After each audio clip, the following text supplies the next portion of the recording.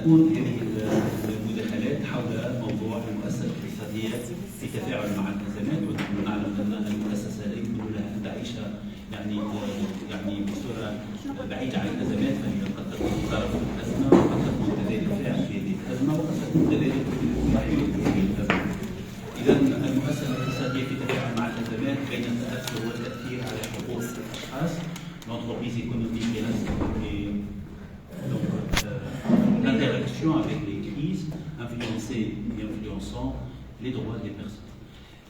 من خلال هذه المداخلات نستسمحكم باش نختصروا الوقت فقط 10 دقائق على اقصى تقدير حتى نتمكن اولا من تقديم كل المداخلات وحتى نتمكن كذلك من النقاش فيما بعد.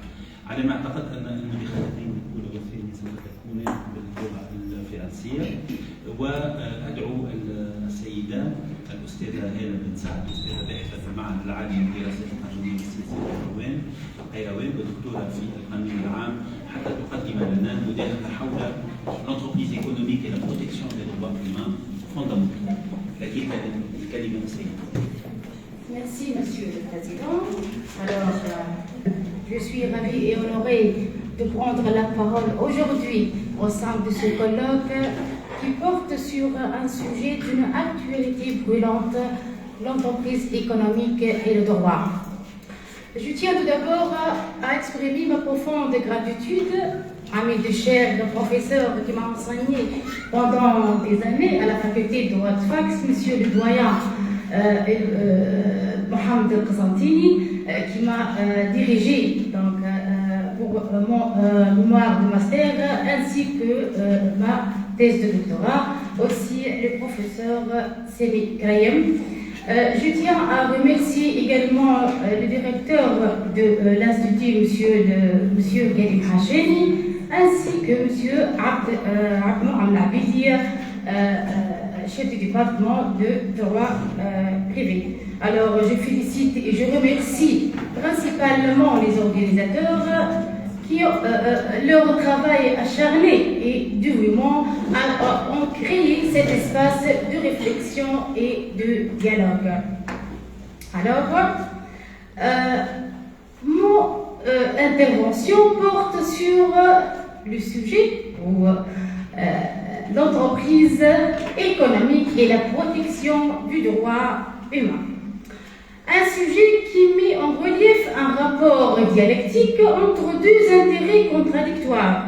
Un intérêt purement économique, capitaliste, qui représente l'intérêt de l'entreprise économique, cette entité soucieuse de maximiser son profit, et un intérêt où la morale prévaut.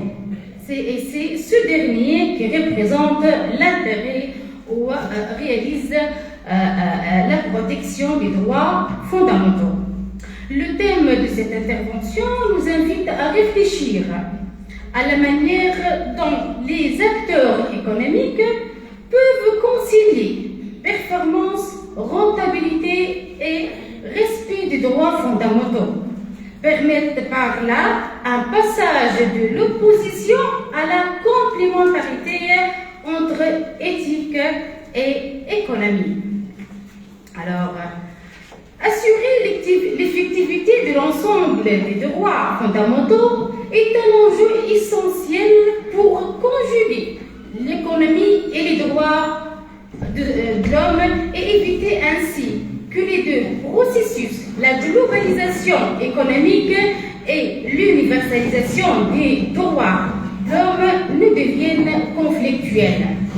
À l'évidence, le progrès social est lié au progrès économique, mais il ne faudrait pas que la prospérité économique se traduise par le sacrifice des droits fondamentaux. Par droit, donc, méthodologiquement, on doit définir les concepts, donc bref, par droits fondamentaux, on entend l'ensemble des droits reconnus à toute personne pour garantir sa liberté, sa dignité et son bien-être. Il s'agit par exemple du droit au travail décent, du droit à l'égalité, à la sécurité, à la santé, à la liberté syndicale ou encore à la protection contre l'exploitation et la discrimination.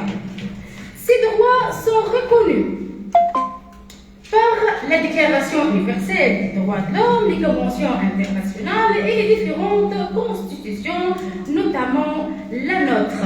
Cette dernière comporte un chapitre relatif aux droits et libertés fondamentaux.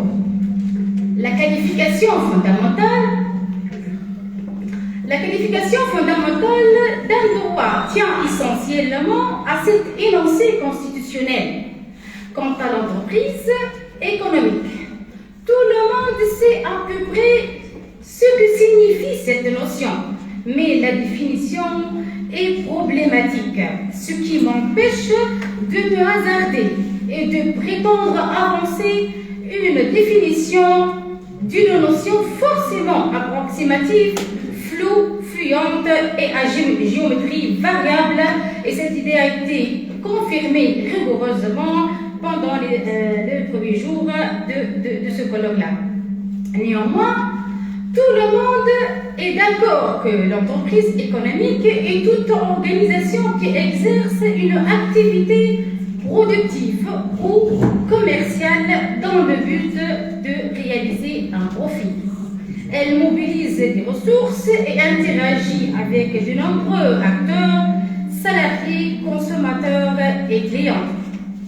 Le cadre juridique tunisien en matière des droits fondamentaux face à l'entreprise semble considérable et riche. En effet, outre le texte suprême de la Constitution, la Tunisie est également partie à plusieurs conventions internationales, notamment celle de l'Organisation internationale du travail qui protège les droits des travailleurs.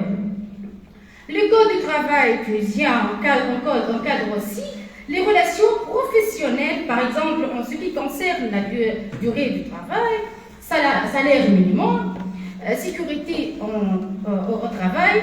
Toutefois, entre le texte et le contexte, le décalage, le fossé semble énorme. L'effectivité des droits fondamentaux garantis par le texte suprême reste douteuse et mythique. Dans le contexte actuel de la Tunisie, en pleine crise économique, financière, politique et sociale. C'est une crise multidimensionnelle. Il est aujourd'hui primordial de repenser le rôle de l'entreprise dans la société.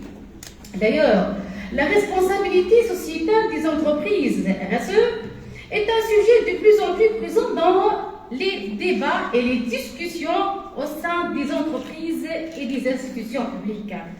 Ce concept souvent méconnu ou mal compris est pourtant fondamental pour comprendre les enjeux du développement durable et les obligations de l'entreprise à l'égard de la société. Ainsi se dessine notre problématique. Dans un contexte dominé par les logiques capitalistes où gouverne l'argent au détriment de l'éthique, l'entreprise peut-elle remplir son rôle économique tout en préservant les droits fondamentaux, c'est-à-dire sans sacrifier et sans mettre à mal ces droits-là? La réponse à cette problématique m'a permis de souligner tout d'abord une tension persistante entre logique économique et droits fondamentaux. Donc, توتر مستمر بين منطق الاقتصاد وأخلاقية القانون. Donc, c'est l'intitulé de ma première partie et de mettre l'accent par la suite sur les droits fondamentaux en tant qu'impératif moral et économique pour la responsabilité sociétale des entreprises, et c'est le titre de ma deuxième partie. Alors, partant de la première partie, dans la première partie, j'ai analysé tout d'abord l'entreprise en tant qu'acteur économique soumis à la logique de rentabilité. Toute c'est la première sous-partie, tout en dévoilant par la suite les défis de la protection du droit dans l'entreprise économique. Donc, plaçons dans la première partie l'entreprise où une tension persistante entre logique économique et droits fondamentaux. L'entreprise est visée comme un acteur économique soumis à la logique de rentabilité. C'est ça? Donc, guidé principalement par une logique de rentabilité, c'est-à-dire la recherche du profit maximal. Pour atteindre ces objectifs, certaines entreprises peuvent être tentées de mettre à mal les droits fondamentaux et le respect de la dignité humaine. Ce comportement se manifeste souvent par l'exploitation des travailleurs, le recours au travail des enfants, avec la remarque que ce recours est conditionné par le Code du travail, non-respect des conditions de travail, secteurs de risque tels que l'industrie extractive ou encore la distraction de l'environnement au mépris du droit des populations locales à un cadre de vie sain dans une logique purement capitaliste. La rentabilité, la compétitivité et la productivité deviennent parfois une fin qui justifie le recours à des outils de performance qui fragilisent parfois l'éthique et les droits fondamentaux tels que la sous-traitance, délocalisation et externalisation. Toutefois, face à cette réalité, de plus en plus de voix s'élèvent pour appeler à une économie plus responsable où la performance financière de l'entreprise irait de pair avec le respect des principes fondamentaux de la dignité humaine et de la justice sociale. Donc, passons à la deuxième sous-partie, réservée à l'étude des défis de la protection des droits fondamentaux. L'insuffisance de la protection des droits fondamentaux face à l'entreprise économique est une réalité préoccupante dans de nombreuses régions du monde. En effet, malgré l'existence des textes internationaux et nationaux garantissant les droits humains, leur application reste souvent faible face à la puissance économique des entreprises.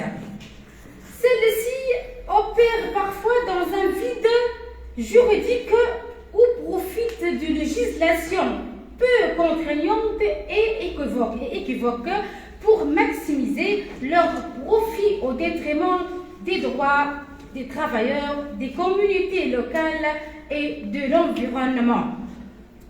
Les mécanismes de contrôle et de sanction sont souvent insuffisants et les victimes de violations peinent à obtenir justice, ce qui renforce l'impunité de certaines pratiques abusives. Si l'on veut aller vers une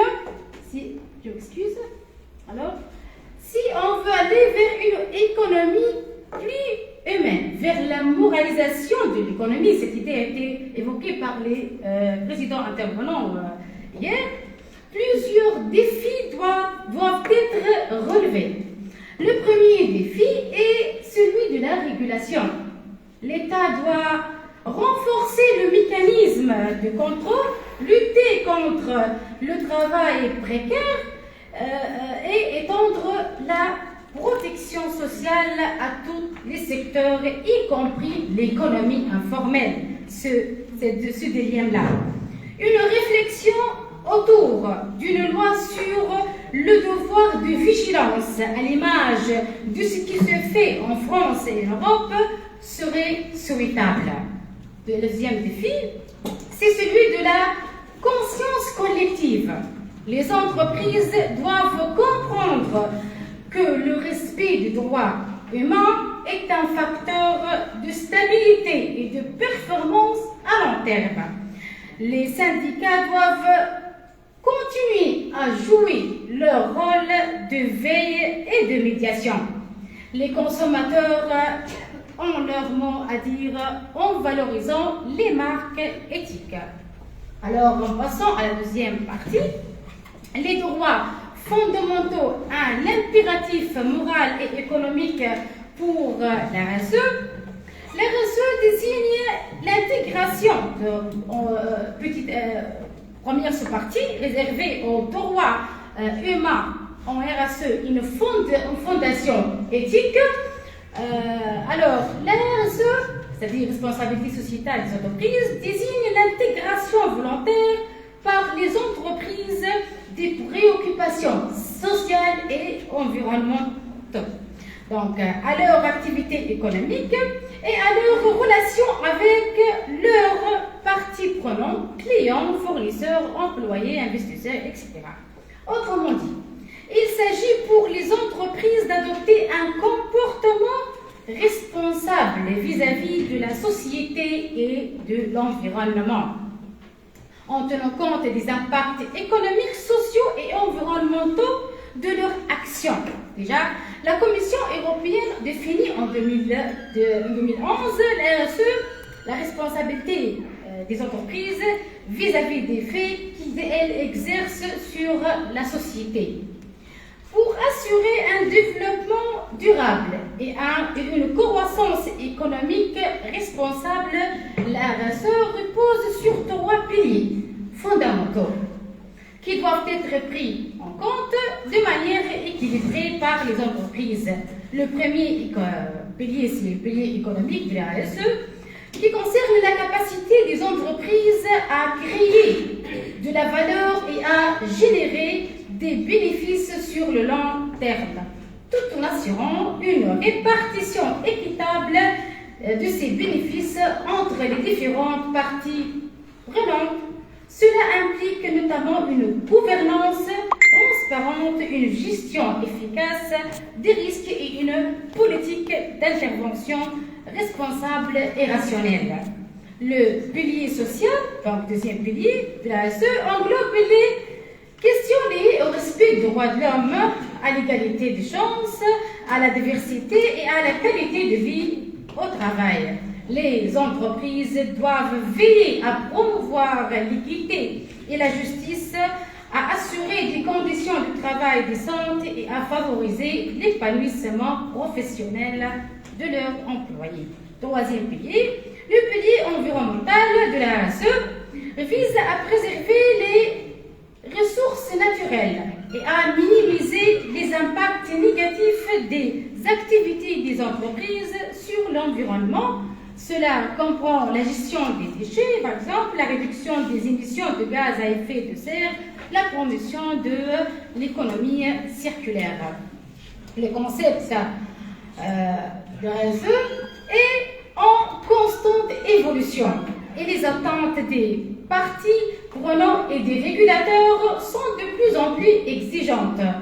À l'avenir, il est probable que la RSE devienne une composante incontournable de la stratégie des entreprises avec des obligations de reporting et de transparence de plus en plus strictes et un engagement croissant des entreprises en faveur du développement durable. Je termine avec les avantages qui doivent de la prise en compte des droits humains en RSE. Donc, la moralisation de l'économie peut, à travers cette moralisation, l'entreprise avoir des avantages. À cela, intégrer les droits humains dans la stratégie de RSE d'une entreprise comporte de nombreux avantages.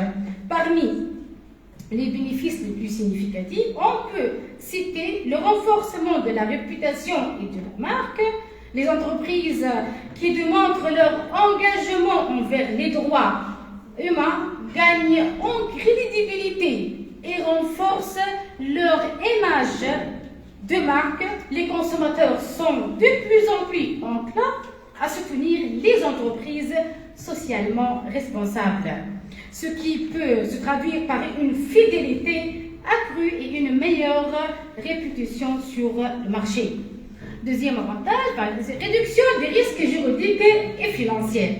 Le non-respect du droit humain peut entraîner des litiges coûteux et des amendes en adoptant des politiques et des pratiques conformes aux normes internationales en matière de droits humains. Les entreprises réduisent les risques juridiques et financiers liés à d'éventuelles violations.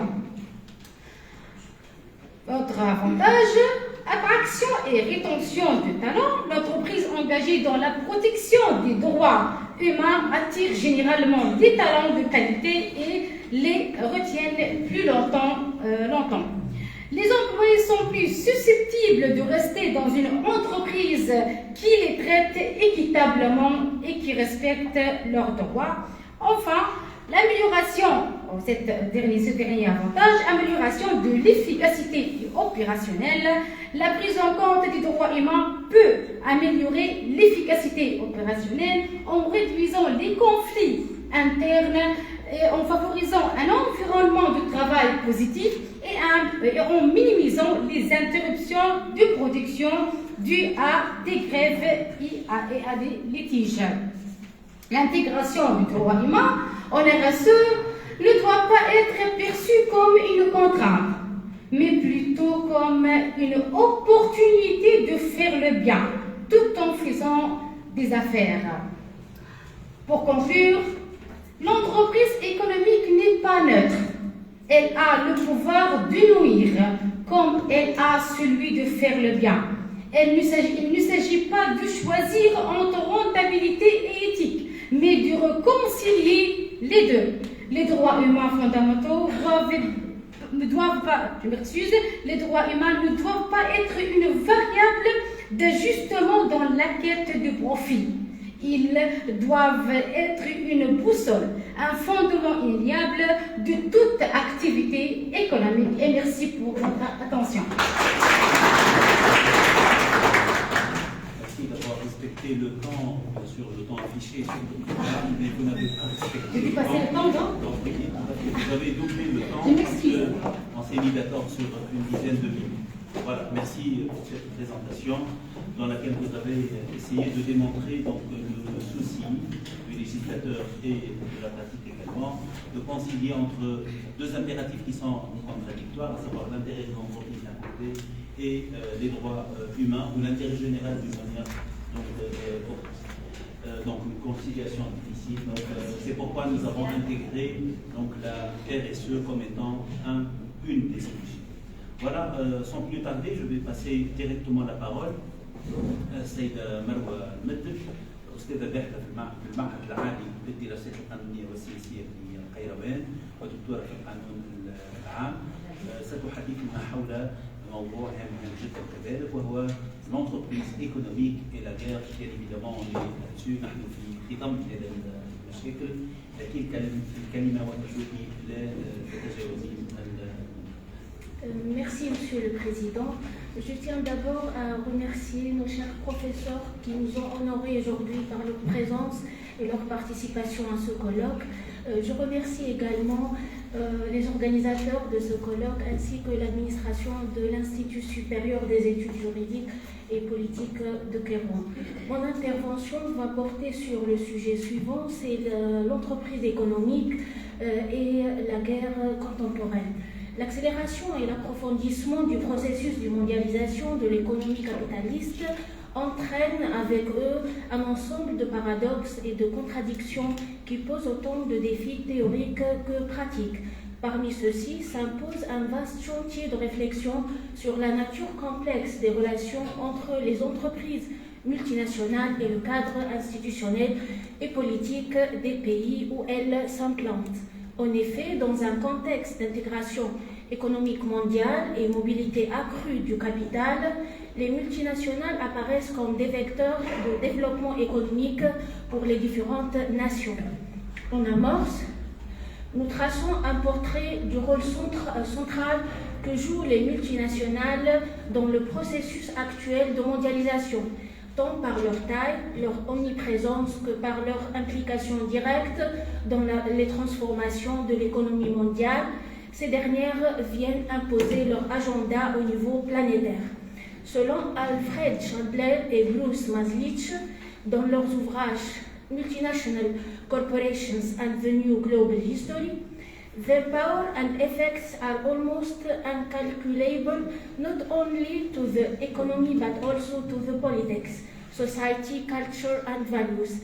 Multinational corporations have an impact on almost every sphere of modern life, from policy making on the environment to international security, from issues of personal identity to issues of community, and from the future of work to the future of the nation state, and even of regional and international bodies and alliances. La compétition entre les grandes puissances est de retour, mais la grande différence, c'est que leurs systèmes économiques sont aujourd'hui imbriqués. Ainsi, la question du pouvoir marchand et politique des entreprises multinationales est intimement liée au processus de globalisation. Par définition, les multinationales sont des objets géographiques à localisation multiple qui se développent et fondent leur expansion internationale sur la multiplication des ancrages territoriaux depuis leur siège social jusqu'à leurs filiales étrangères. Des travaux se sont donc naturellement portés sur les rapports de pouvoir entre entreprises multinationalisées et autorités d'accueil, États, acteurs économiques, politiques, culturels dominants, etc. Depuis le bas Moyen-Âge, époque de proto-mondialisation, jusqu'aux époques modernes et contemporaines, époques parfois qualifiées respectivement de mondialisation industrielle et de globalisation, la globalisation désigne plus couramment une période qui aurait débuté dans les années 70-80, marquée par une forte libéralisation des échanges et la structuration d'un ordre économique international encadré par des organisations internationales. C'est durant et à propos de cette dernière période que se sont multipliés les travaux sur la reconfiguration des relations de pouvoir et de domination entre États et multinationales, mettant au jour alternativement des rapports d'interdépendance, la crise d'indépendance des multinationales vis-à-vis des États, à l'inverse, la capacité de montrer des institutions politico-administratives à imposer leur vue à de grandes entreprises, y compris hors des frontières étatiques. Cela dit, au cours des 40 dernières années, c'est d'abord la capacité d'acteurs économiques internationaux à influencer des politiques publiques ou à contraindre plus ou moins directement des États et des organisations internationales à adopter leurs préférences qui étaient particulièrement mises en relief. Certains acteurs économiques internationaux s'avèrent même en mesure d'exercer un pouvoir coercitif particulièrement visible sur des États et de circonscrire leur marge de manœuvre. Ainsi, la problématique qui se pose est la suivante. Quel est l'impact des entreprises transnationales sur les relations internationales contemporaines ? Les entreprises transnationales ou les multinationales sont, avec les États, les institutions internationales et les organisations non gouvernementales, les principaux acteurs de la mondialisation et de la globalisation, c'est-à-dire de la généralisation mondiale du capitalisme. D'où elles sont considérées comme le plus important acteur privé en tant qu'actrice géopolitique. Ça sera la première partie.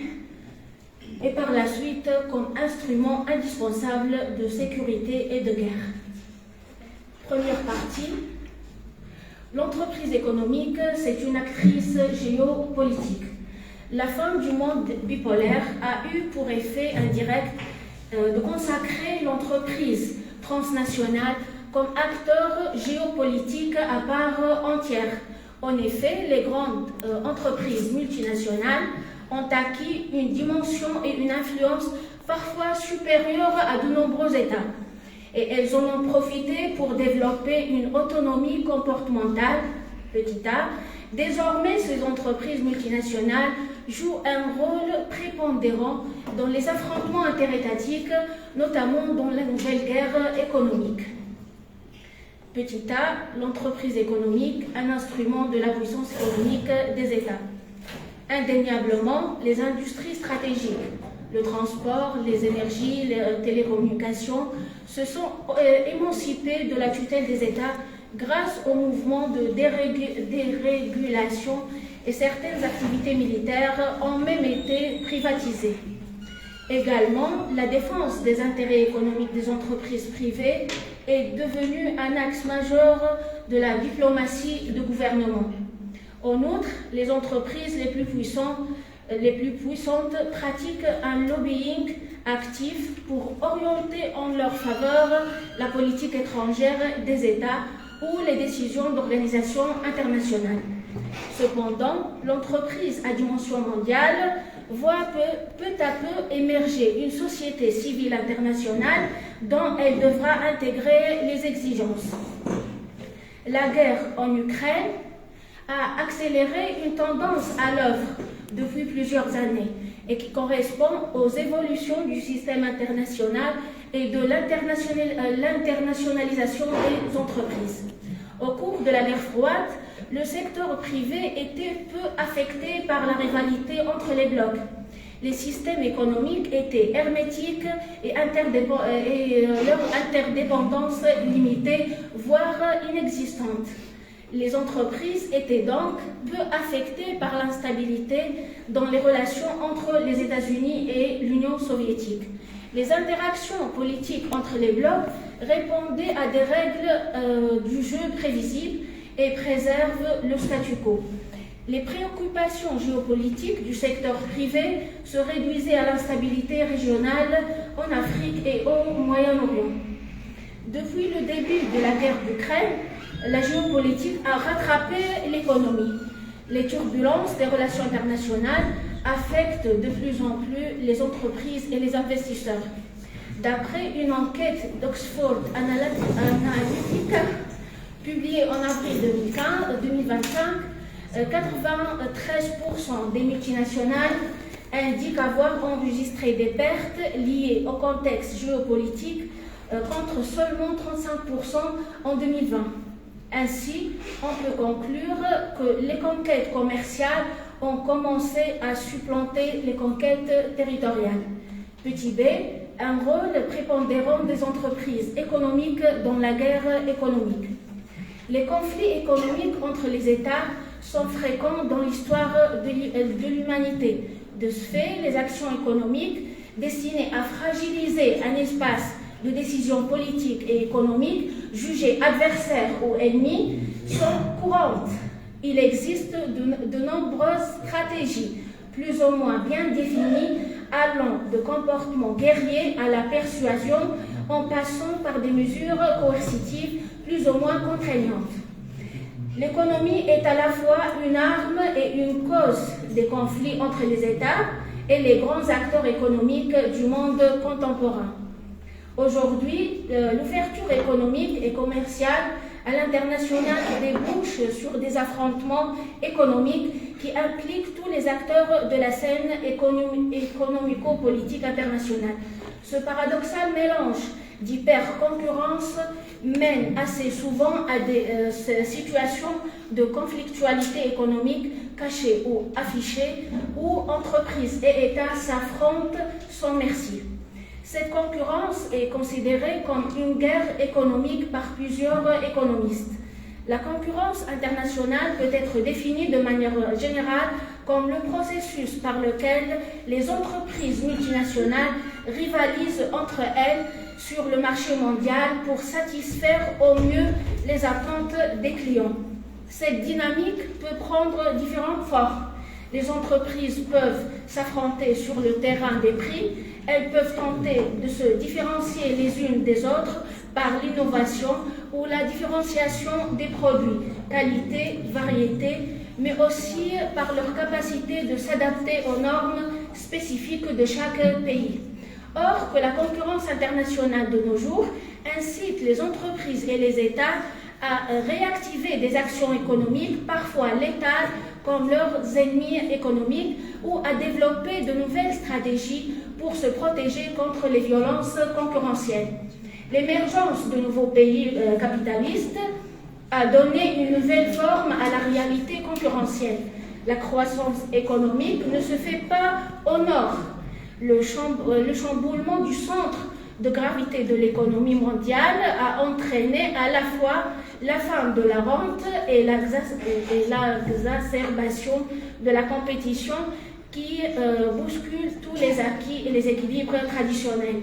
Le monde des affaires est devenu progressivement l'espace de l'expression de la force et de la puissance des États. Définir la concurrence internationale et ses moyens actuels, complexes et ambigus, n'est pas un exercice facile. Loin de la concurrence pure et parfaite, ou même la concurrence imparfaite, l'hyper-concurrence de nos jours se joue sur une nouvelle dimension d'affrontement économique où tous les moyens sont bons pour gagner des parts de marché. Aujourd'hui, la compétition internationale s'apparente à une guerre. Elle ne permet qu'aux meilleurs et à ceux qui sont prêts d'exister. Les entreprises, ainsi, on a adapté au fur et à mesure leur structure pour être le plus compétitif que possible jusqu'à l'âge où la guerre économique est devenue une réalité qui définit la scène économique internationale. Deuxième partie, je vais aborder... D'accord. L'entreprise économique comme instrument de sécurité et de guerre.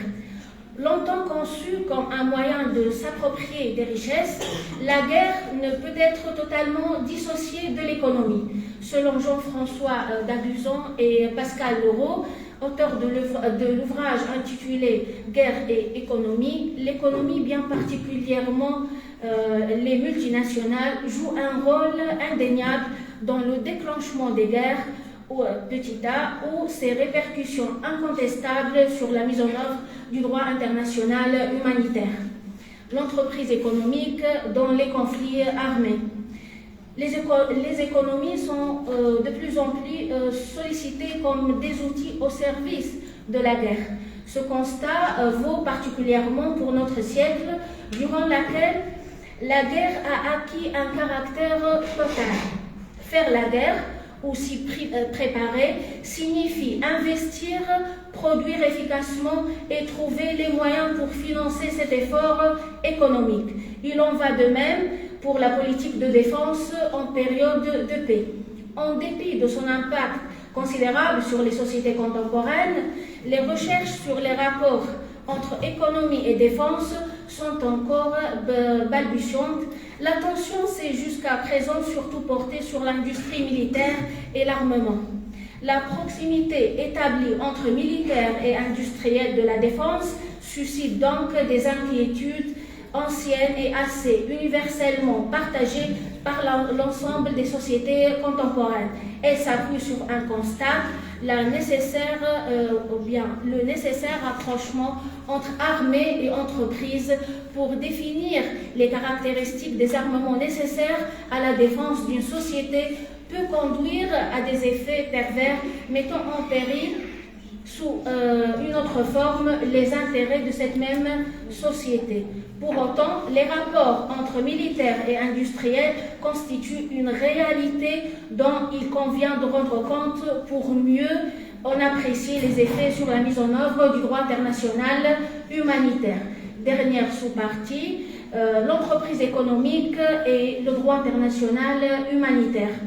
La mondialisation de l'économie de marché ouvre aux entreprises commerciales de nouveaux horizons. Si ces possibilités inédites peuvent être source de croissance, d'emploi et de prospérité, elles sont aussi porteuses de risques.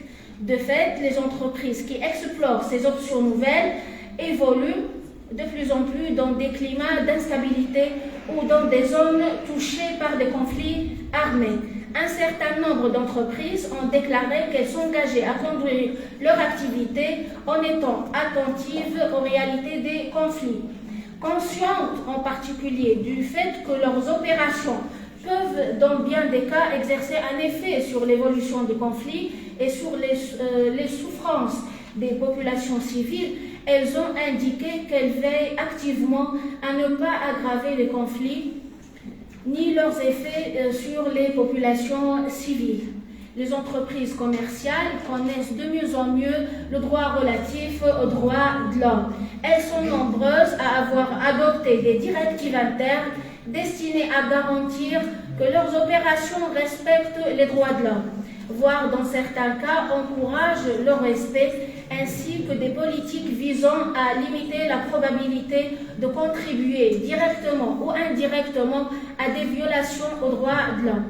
Les entreprises commerciales connaissent généralement moins bien le droit international humanitaire, alors même que cette branche du droit, spécifiquement conçue pour régir les situations de conflit armé, a des effets importants pour elle lorsqu'elle opère dans des pays qui connaissent de telles situations. Le risque de poursuite pénale ou civile est certainement le problème le plus pressant pour les entreprises commerciales internationales dont les activités sont liées d'une manière ou d'autre à un conflit armé. Il concerne non seulement les sociétés qui pourraient être même commettre des violations du droit international humanitaire, mais aussi celles qui pourraient contribuer à de telles violations commises par les parties au conflit armé. La question de complicité potentielle doit donc être prise en considération.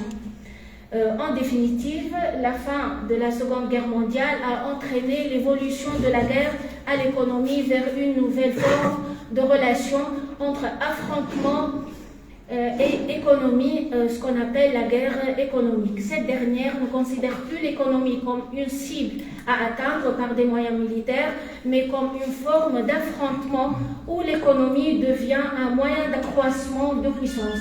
Les relations économiques, le commerce sont devenus des espaces normaux de relations conflictuelles entre États. Le monde des affaires est devenu progressivement l'espace de l'expression de la force et de la puissance des États. Merci. Merci à vous, Madame, pour cette présentation en ce qui concerne l'entreprise économique et la guerre. On peut résumer en fait la relation au niveau de deux idées fondamentales. Donc l'économie comme étant un outil de guerre économique également la première victime de la guerre et comment donc les multinationales, en passant évidemment par les entreprises multinationales. Merci donc pour cette présentation.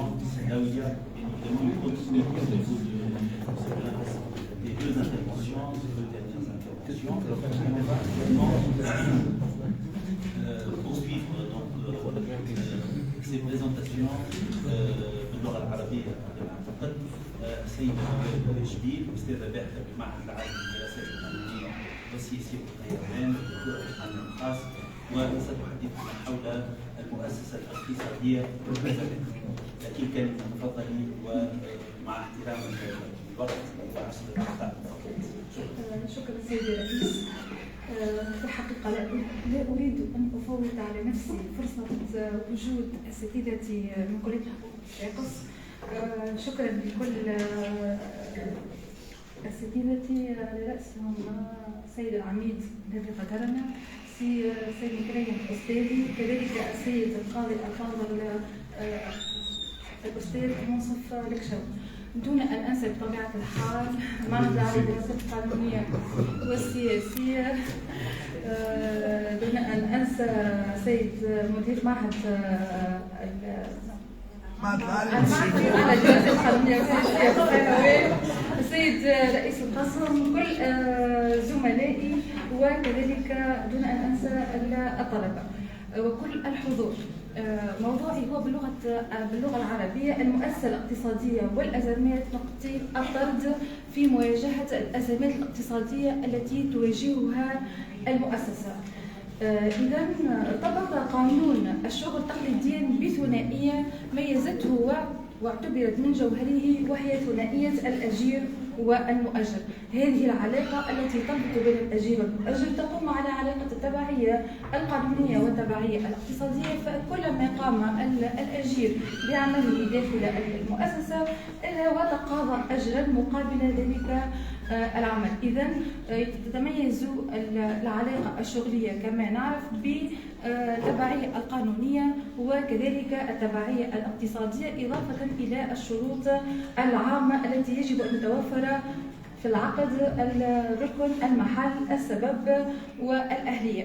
إذا دراسة ثنائية العلاقة بين الأجير والمؤجر لا يجب أن تتركنا نتغافل أو نتغاضى عن عنصر ثالث وطرف ثالث هو المؤسسة الاقتصادية.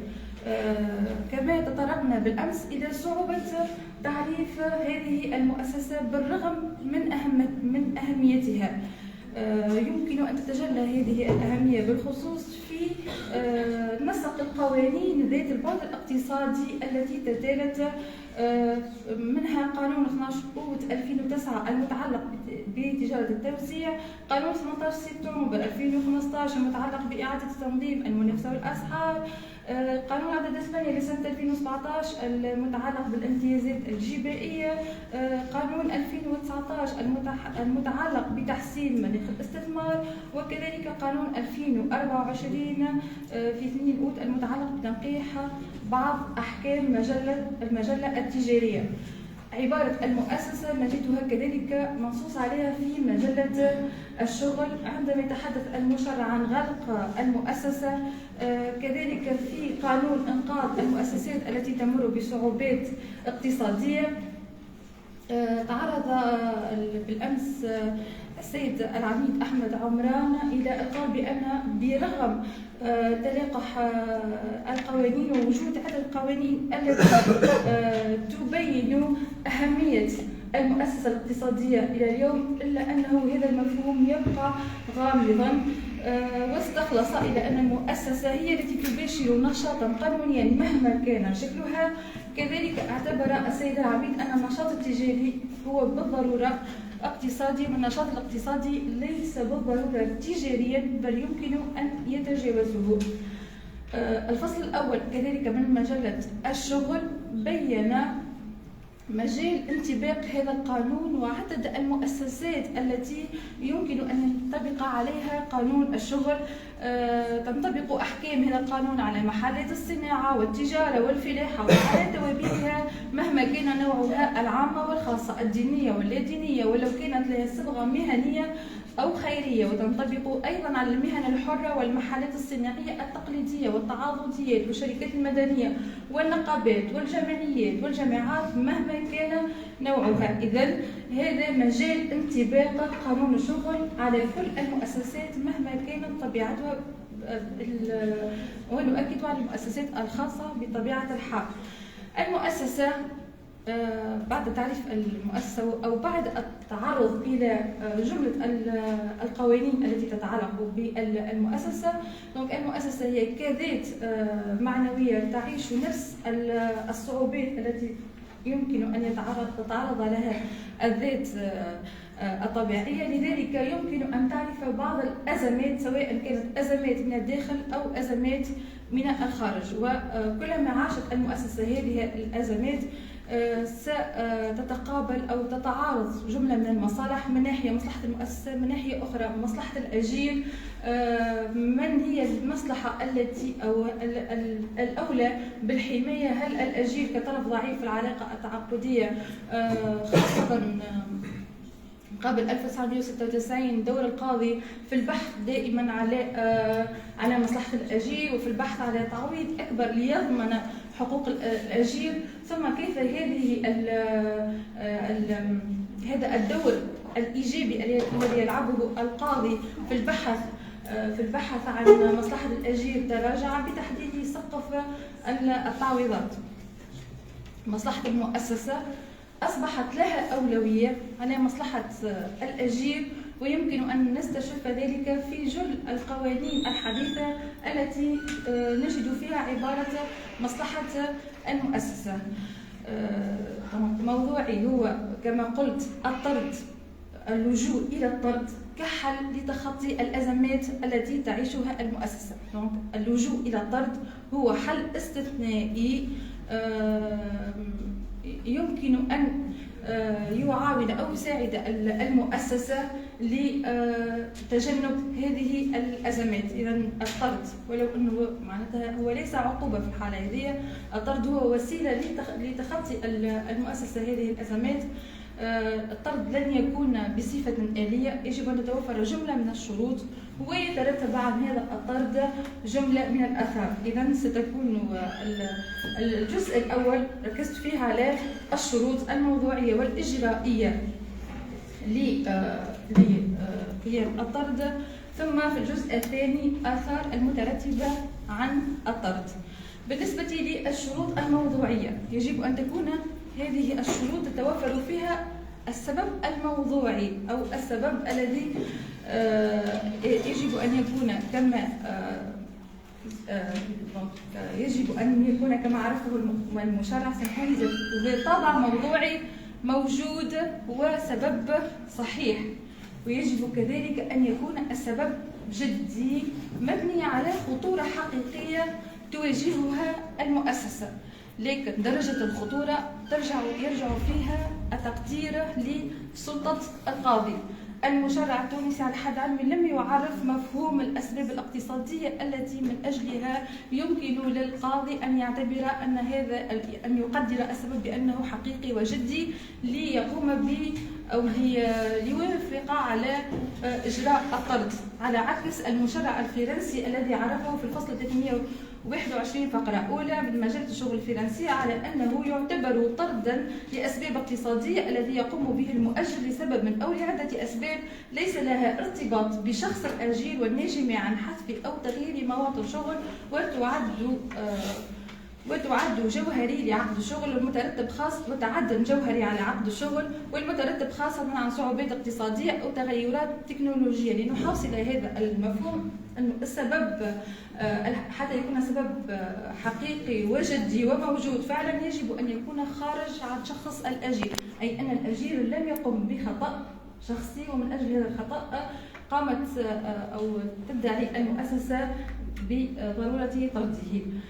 إذا يجب أن يكون هذا السبب كما قلت قائما على اعتبارات موضوعية مرتبطة بنشاط المؤسسة وبالظروف المحيطة به، سواء تعلق الأمر بالقدرة الإنتاجية للمؤسسة أو بهيكلتها أو بقدرتها على التفاعل مع العالم الخارجي.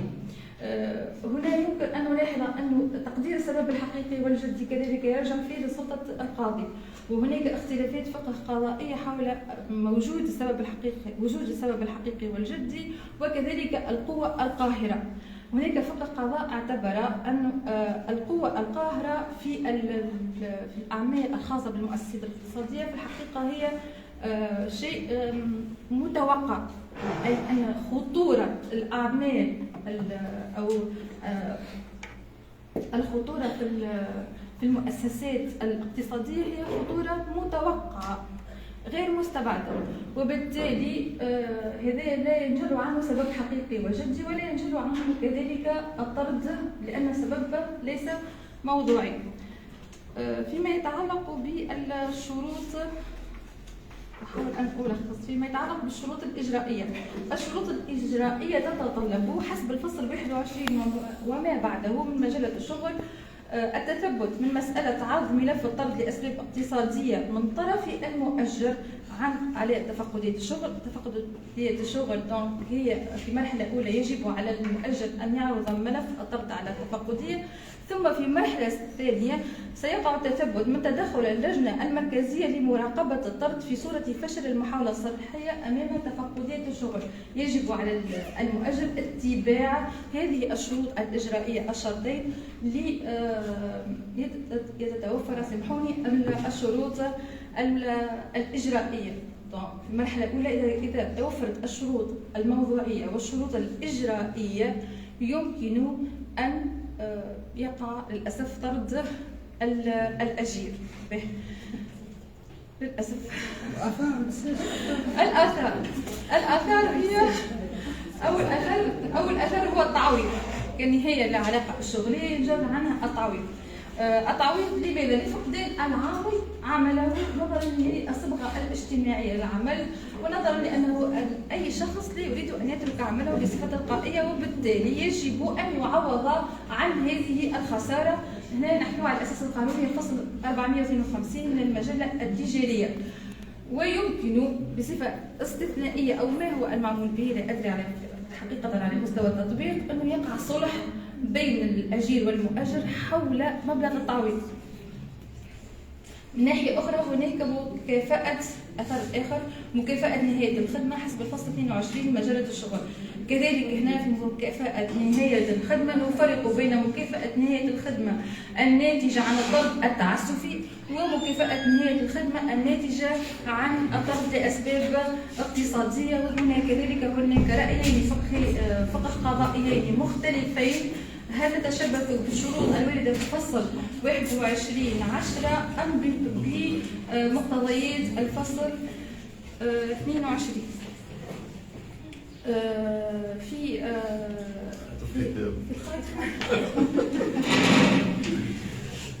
الختام إذا كانت الأزمات الاقتصادية التي تواجهها المؤسسة لها حلول، هذا ولو كانت هذه الحلول تمس من مصلحة الأجير. الأجير سيترك عمله والآثار المترتبة عن هذا الطرد. هناك حسب رأيي هناك خطر آخر يمكن أن يضر الأجير، هو التغول على حد عبارة أحد الأساتذة، تغول الذكاء الاصطناعي المؤسسات الاقتصادية. الذكاء الاصطناعي يمكن أن يشكل خطرا على وجود الأجير في المؤسسات الاقتصادية، وبالتالي لا يوجد تعويض وكل هذه الآثار التي تثقل كيان المؤسسة. شكرا.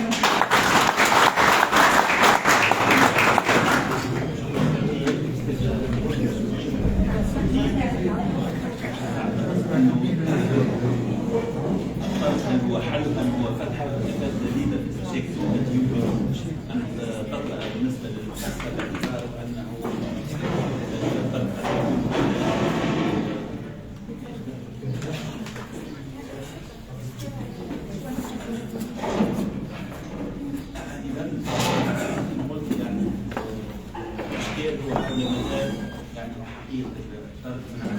حول مدى إمكانية القول بأن الطرد في حد ذاته يمثل حلا في هذه الأزمة، أو أنه سوف يفتح أزمات جديدة قانونية بالنسبة للمؤسسة، وحتى تدخل طرف القاضي في مجال التعويض وفي المجالات الأخرى، وانفتاح آفاق فيما يتعلق بتدخل الذكاء الاصطناعي ومدى يعني المقاربة التي يمكن أن يؤدي إليه. هكذا نكون قد ختمنا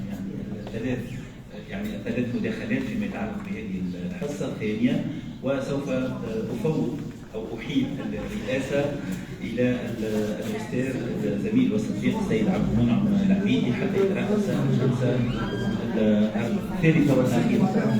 شكرا لكم.